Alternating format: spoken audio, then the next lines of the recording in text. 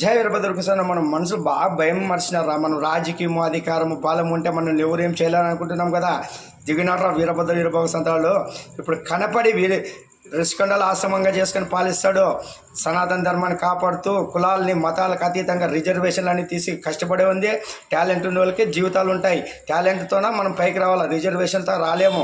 దేవుడు పెట్టింది కర్మ సిద్ధాంతం. శివుడు అందరికీ అవకాశం ఇస్తాడు. వినియోగించుకుంటాడు, దుర్వినియోగం చేసేవాడు దుర్వినియోగించుకుంటాడు. అంతేగాని వాడిని తెచ్చి అందరం ఎక్కాడు. కర్మ సిద్ధాంతం. నువ్వు భయం ఉంటే ఎలుగుతావు, భక్తి ఉంటే ఎలుగుతావు, ధర్మం ఉంటే ఎలుగుతావు. అది పాటింపజేస్తాడు రాను. ఇంక అందరూ సమానమే.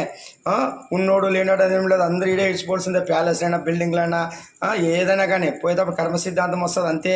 తర్వాత మళ్ళతోడుగా నీడే పడతారు. తెలుసు కదా ఎందుకురా అంత డబ్బా అంటే ఆశ. ఏం కట్టకపోతారు వెనక. తినేది 3 పూట్ల అన్నము. ఏం ఎక్కువ తింటారు. ఇప్పుడు కూడా అన్నం తినుకోకుండా అప్పుడు అన్నం లేక ఏడిసినాం ఒకప్పుడు. ఇప్పుడు అన్నం ఉండి తినలేక ఏడుస్తున్నాం.